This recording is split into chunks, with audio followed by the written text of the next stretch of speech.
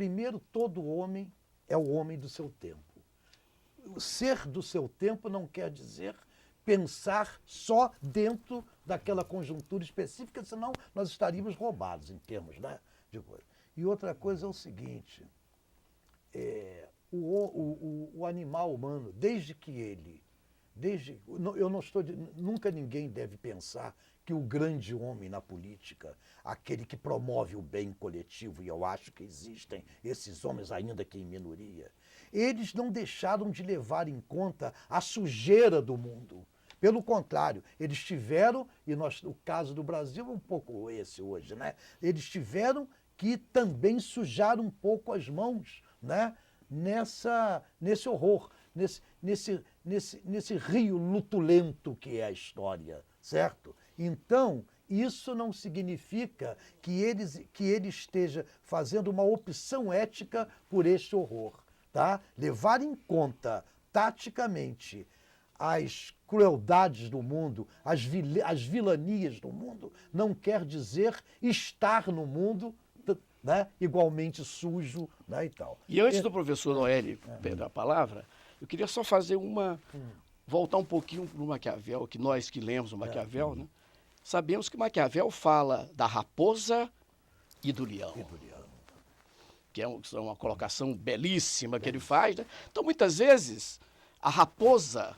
O centauro de Quiron. Exatamente, o centauro de Quiron. O homem e o animal. Exatamente. E o animal é que tem essas duas Então, classes. muitas vezes, quer dizer, esses homens geniais e brilhantes que você citou, como Gandhi e Martin Luther King, né?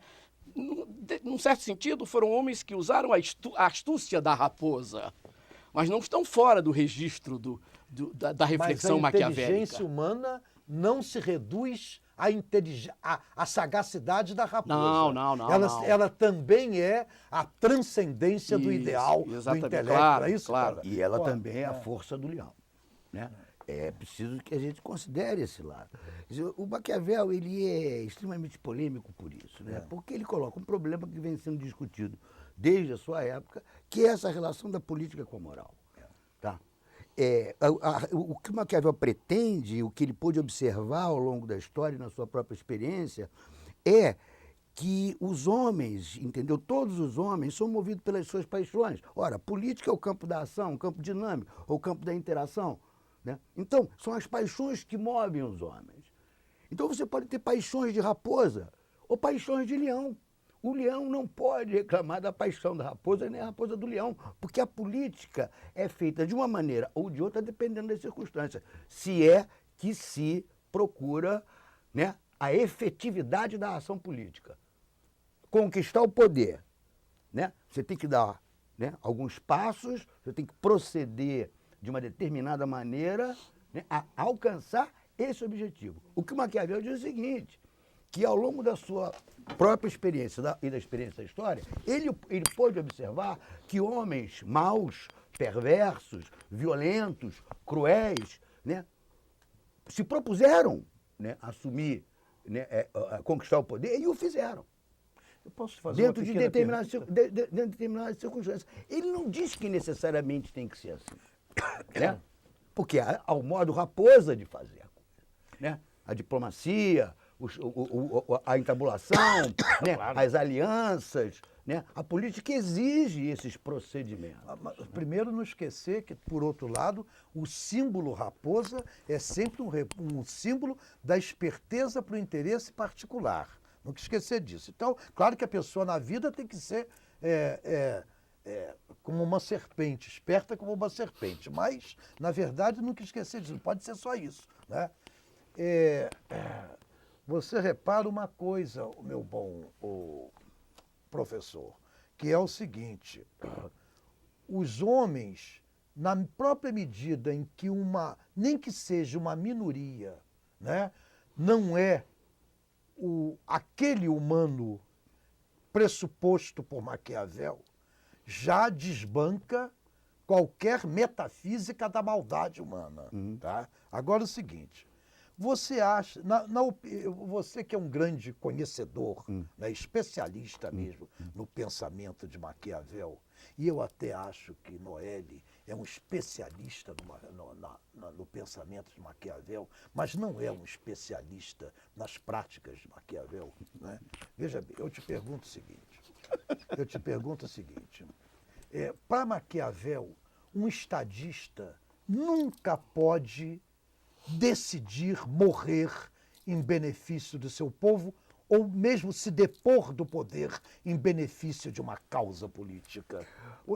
Isso para Maquiavel seria uma força ou uma fraqueza? Eu não sei, o Maquiavel não, que até onde eu pude ler, Maquiavel não fala de suicídio de comandantes, né, ou de chefes políticos ou militares, etc. Ele não fala disso. Esse não é o problema dele, né? Esse não é o problema dele. Eu quero insistir nessa questão. A teoria do Maquiavel, que pode ser contestada, pode ser contrarrestada, mas a teoria dele é essa. É que os homens foram sempre movidos pelas mesmas paixões. Perfeito? Pelas mesmas paixões. O que é que ele tira isso onde? Isso daí é um procedimento intelectual dele? Isso é um procedimento especulativo, filosófico dele? Não. Isso ele tira da convivência. Isso ele tira da convivência e da história.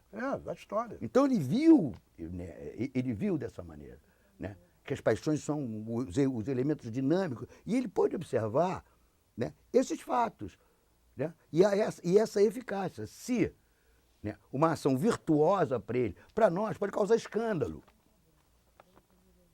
Pode causar escândalo, entendeu? Porque nós somos, né, humanistas talvez de uma outra época, ou mais sensibilizados, né, mais suscetíveis. Agora, o homem, como o Maquiavel, como você bem disse, né, que foi o homem da sua época, o que ele estava vendo? O Eudes também deve se referir a isso. O que ele está vendo?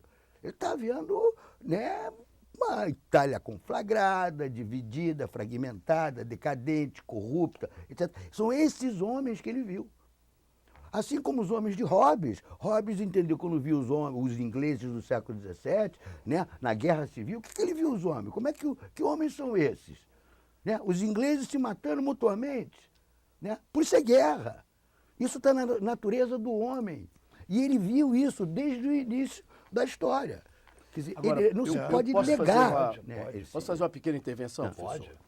Na verdade, professor Noel, eu, bebendo aqui nessa fonte inesgotável de conhecimentos, teoria política e Maquiavel, gostaria de propor uma questão que o professor Drauzio, de alguma maneira, introduziu, que foi a questão, né, dessas heranças modernas que nós recebemos, que o homem moderno, o homem contemporâneo recebeu, citando os ideais, os belíssimos ideais da Revolução Francesa, que, embora não tenham se realizado plenamente no seu tempo, permaneceram como uma herança, né? E até hoje continuamos lutando por isso. Não, e na prática no sentido prático da vida, né? Continuamos lutando por fraternidade, por igualdade, né? Por ausência de tortura. Exatamente, por luta por uma vida melhor. Tem uma questão no Maquiavel que eu gostaria que o professor comentasse, que é a questão do governante que prefere ser temido a ser amado. Vamos fazer uma breve interrupção e voltamos logo a seguir para dar continuidade ao debate. O que ele está dizendo é o seguinte: as circunstâncias históricas, as circunstâncias políticas que exigem dele que ele seja temido, né? Entre ser temido e amado, é melhor ser temido. Mas ele diz, nunca pode ser odiado. Não é porque o ódio é um sentimento negativo. Não, é porque o ódio é uma paixão que faz mover o homem. Então, o governante não pode cultivar o ódio. Ele pode ser temido, né?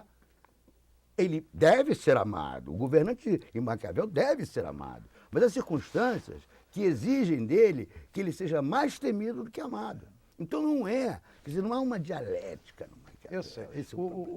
É uma pena.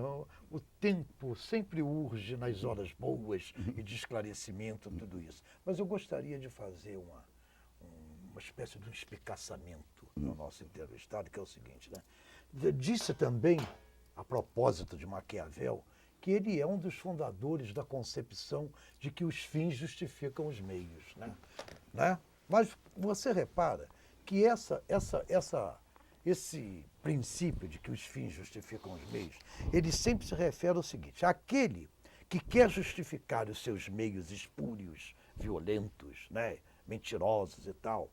Ele diz que faz isso porque ele quer fins bons. E esses fins bons só são bons porque não são para ele próprio, é para um povo, para toda uma comunidade, né? Mas repara que a preocupação de Maquiavel não é com esse povo, é com as táticas estratégicas do príncipe para galgar e manter-se no poder. Então eu fico me perguntando assim, quero esclarecimento dos dois, inclusive. Para Maquiavel, ao invés de ser, na verdade, os fins justificam os meios, não seriam os meios justificam os fins? Eu acredito o seguinte, né? Que o problema da política para Maquiavel é esse. É isso que circunscreve. O que é a política? A política é uma arte de conquistar o poder, né, e de conservar o poder. A possibilidade disso depende de muitas coisas. Então, esse é o problema específico do Maquiavel. Né? Esse é o problema dele. Agora, eu não sei se... Não é um problema do Maquiavel estabelecer uma teoria, né, de que os meios justificam os fins. Isso não era a questão dele. Né? O que ele estabelece entre meios e fins é uma questão de adequabilidade. E, veja bem, esse problema é um problema tão sério, né, que 300 anos depois de Maquiavel, mais de 300 anos depois, o Weber vai se colocar esse mesmo problema no final da vida. A ética da responsabilidade, a época... Mas existe o problema da eficácia. Ele está querendo responder o Maquiavel, né? Mas ele não consegue. Ele vai cair no mesmo problema do Maquiavel. Existe uma questão importante embutida na participação do professor Drauzio, que é a seguinte: na verdade, o governante, enfim, pretende chegar ao poder e pretende permanecer no poder. Uhum. Claro, todos os governantes pretendem, de alguma maneira, fazer isso. Mas, veja bem, quando está no poder, o que o governante faz? De alguma maneira, ele age no sentido de um bem comum. Né? Ele não fica no poder apenas para se locupletar pessoalmente ou seu pequeno grupo. É preciso que haja uma certa adesão dos governados ao governante, até que o legitima no poder. Mas isso transparece Maquiavel? O povo italiano. Olha, isso transparece Maquiavel? Por que o Gramsci leu Maquiavel? Eu acho, professor, que quando eu li O Príncipe 3 ou 4 vezes aí nos últimos 20 anos, das vários momentos da minha vida, né, uma coisa que eu nunca deixei de perceber foi, primeiro, que aquilo é um livro astucioso, de um homem profundamente astucioso, de um grande conhecedor da alma humana e da história, né, também, e que num momento específico da sua vida, onde estava numa certa desgraça pessoal, né, usou também de uma estratégia importante. Né? A última frase do príncipe é claríssima sobre isso. Olha, na sua magnificência, não deixe de olhar para mim, para o estado em que eu estou atualmente e tal, não sei o quê. Né? Então é um astucioso, de alguma maneira usa de um certo raposismo. Né? Agora, eu creio que é possível, professor, talvez a gente pudesse discutir isso num outro momento, perceber em Maquiavel que o governante também precisa de estar suportado pelo governado. E, para isso, ele, uma vez no poder, né, inconteste, pode se dar o luxo de ser um bom governante. Se ele não tivesse sendo apoiado pelo povo, simplesmente ele não consegue governar. O segredo da República Romana é que os governantes, né, estavam apoiados por um povo coeso, um povo digno, um povo de valores, né, que sustentou aquela república durante séculos e séculos. Pronto.